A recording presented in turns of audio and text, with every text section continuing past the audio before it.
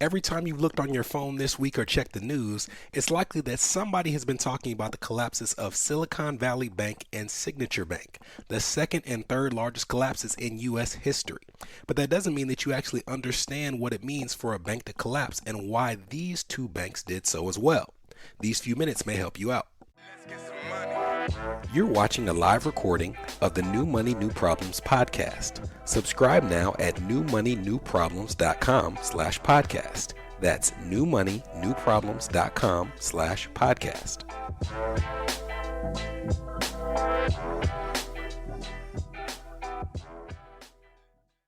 The first place we have to start in breaking down why SVB collapsed is with bonds and how they work in the first place. A bond is an instrument of debt. Think of it as something that a corporation, a city, even a country can use to borrow funds from investors to fund certain projects of their own. And when they issue these bonds, whether it be a city or a company, they do so in certain denominations. Those denominations may be $100 or they may be as high as $1,000. And whatever that denomination is, it's considered its par value. The par value of a bond is important because it helps dictate how much the investor is getting in interest payments every single year. You see, a bond can be given for a year, 5 years, 10 years, even 30 years. And if you're going to lock up a person's money for that long, they're going to want something in exchange. And what they get in exchange are called coupon payments. And these are payments of interest based on the par value of that bond. As an example, let's say you have a bond with a par value of $1,000 that issues 5% coupon payments biannually. What this means is that 5% of $1,000, which is $500, will be given to the bond holder, and they're going to do that twice a year. So in this case, the bond holder would get a $250 coupon payment every 6 months to total the 5% interest they're going to receive for the year. But you also need to understand that you can sell bonds or buy them on bond marketplaces, and you don't have to buy them for $1,000 even if it's its par value. Instead, the amount that you pay or sell your bond for has a lot to do with the other bonds that are available in the marketplace. And this is what it means when people say that when interest rates go up, bond prices go down. When new bonds are issued with higher interest rates than what's currently available in the marketplace, everybody who's holding those old bonds has to scramble and lower the price of their bonds if they want to sell them.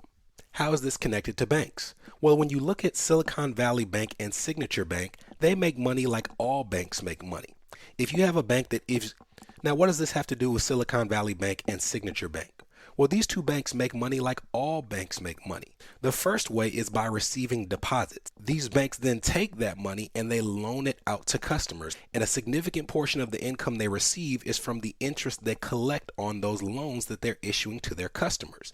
And they turn around and use a portion of those revenues to pay interest on their depositors. Another characteristic to know about these banks is they're not required to keep 100% of your reserves actually at the bank. This is called fractional reserve banking, where they only have to keep a certain percentage of their deposits on hand, and they can lend more than has been deposited out to their other customers. Here's where these two banks ran into problems. During the pandemic, when interest rates were really low, a lot of consumers and small business owners didn't use as many loans because they had more cash on hand. And they put that cash on hand in deposits through banks like SVB Bank. As a matter of fact, Silicon Valley Bank's deposits went up over 300% in the pandemic. If you have a threefold increase in deposits, these depositors want interest on the money they put into the bank. But if nobody's taking out loans, you've lost a crucial source of revenue. So these banks had to find a way to get a spread on the money they were paying to their depositors and what they were earning in cash at the bank. And they decided to go to another source of revenue by buying billions of dollars of treasury bonds. And treasury bonds are secure, but they pay a notoriously low interest rate. But the bonds that were available in the marketplace were paying an even lower rate at that time. So the value of those bonds was still higher, and these banks were still making a profit on these investments. Then comes the last 18 months where the Federal Reserve starts rapidly increasing interest rates. And remember, when interest rates go up, the price of existing bonds goes down. And as a result, Silicon Valley Bank and Signature Bank are looking at billions of dollars in bonds that they're holding in their portfolio that are now essentially worthless because the interest rate they pay are so low that they can't sell them for a premium. They can't even sell them at a discount. They have to take almost a total loss on these assets. As a matter of fact, last week, SV Bank sold $21 billion worth of bonds, the majority of which were in U.S. securities. And because of those low interest rates, the price they received was less than what they paid for them, and it led to an almost $2 billion loss. Simultaneously, they said they were going to try to cover that loss by raising money from other investors. And when analysts heard this, they sounded the alarm that the finances of these banks might be shaky, and it led to an old-fashioned bank run where depositors nervously run to the bank and withdraw their funds as fast as possible. But remember, these banks operate off of fractional reserve banking. They do not have 100% of the deposits there. And the amount of money that was withdrawn from SV Bank exceeded the cash they had on hand, and it led to them being insolvent and eventually collapsing. So that was the collapse of SV Bank and Signature Bank in a nutshell. And after the break, we'll tell you how this collapse could impact not only business owners, but employees of these businesses who bank with Signature Bank, SV Bank, and similar banks, and also the impact it could even have on you as an investor who might be in the banking industry without even knowing it. This is the New Money, New Problems podcast, a show for successful professionals searching for the tools they need to navigate financial opportunities and obstacles they've never seen. We'll be right back. Are you wondering what new money problems you might be overlooking in your financial life? If so, we've got great news. We've crafted the New Money, New Problems Gap Finder to identify potential weaknesses in your finances in areas ranging from budgeting, investments, insurance, and even the threat your extended family's finances could pose to your household. Please head to newmoneynewproblems.com/gapfinder to complete it today. Again, that's newmoneynewproblems.com/gapfinder to take the assessment.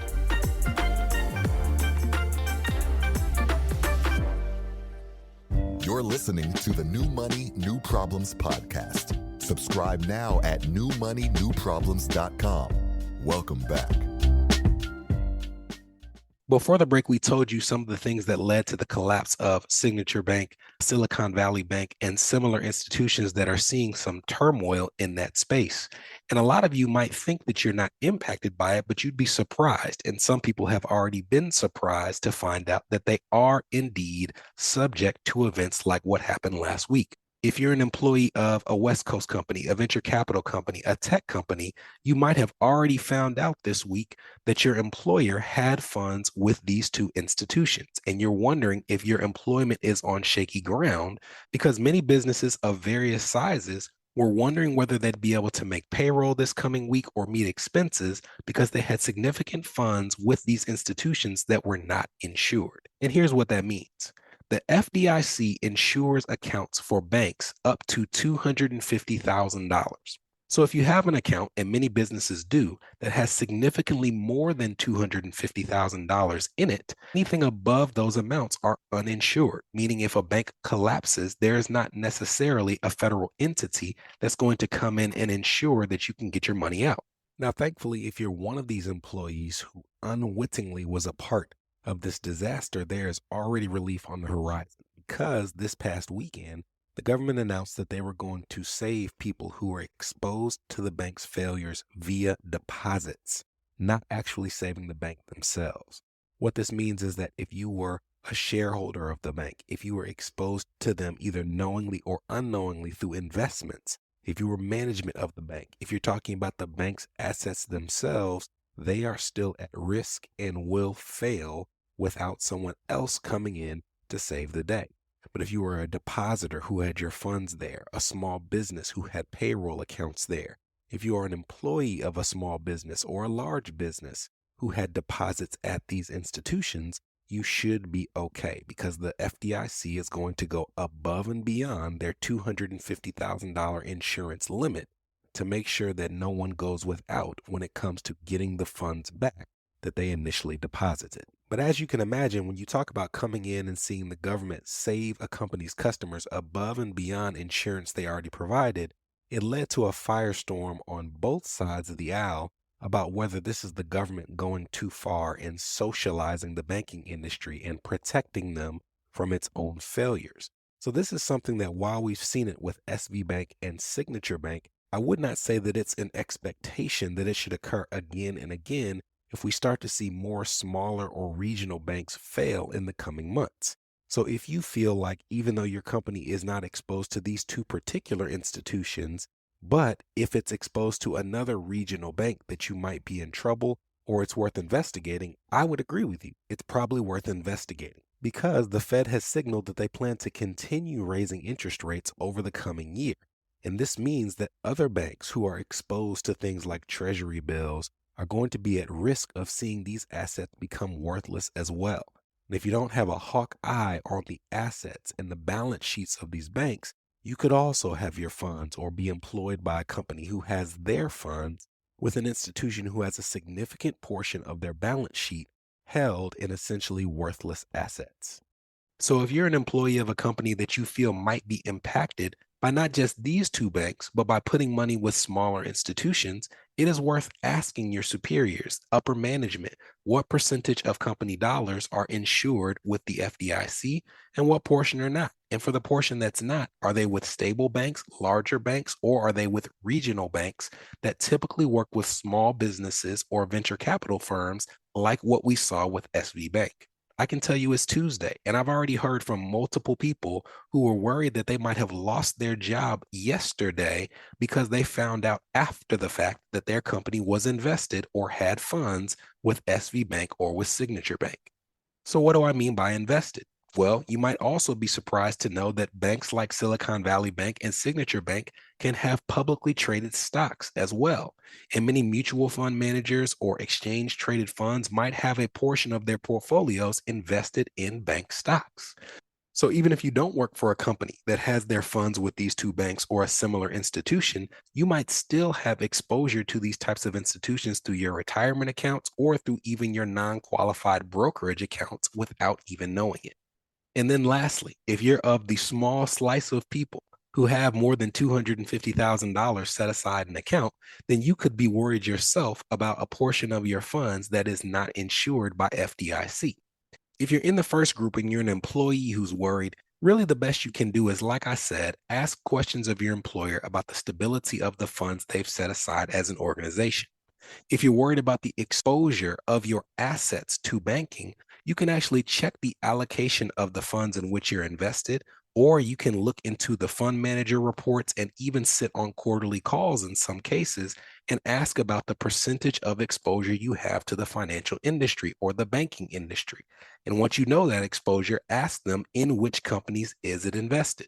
And you'll likely find that it's often in larger banks with less exposure to some of the things we saw last week, but at least you would know and not be worried.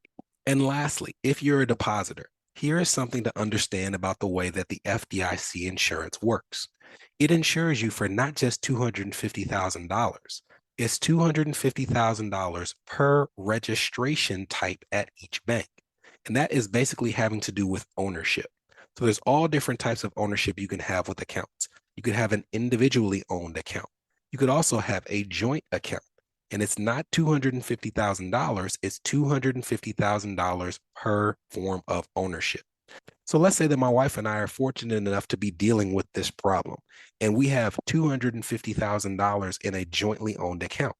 And maybe my wife has another account that has $250,000 in an individually owned account. And maybe I have $250,000 in an individually owned account. And maybe I also have $250,000 in a retirement account that's held at that bank. So even though that is collectively $1 million worth of deposits, all 1 million could be insured by the FDIC because it's $250,000 increments across 4 different registration types. So I would say for 99.9% of depositors out there who are worried about their bank, it's something that you should not be as concerned about as long as you know you're within those FDIC limits.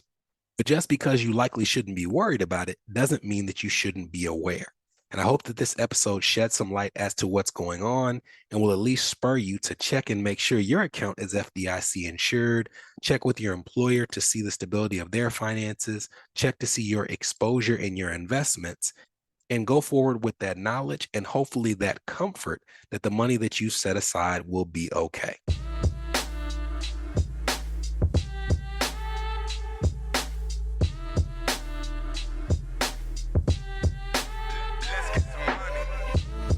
From New Money, New Problems, this was the New Money, New Problems podcast, a show for successful professionals searching for the tools they need to navigate financial opportunities and obstacles they've never seen.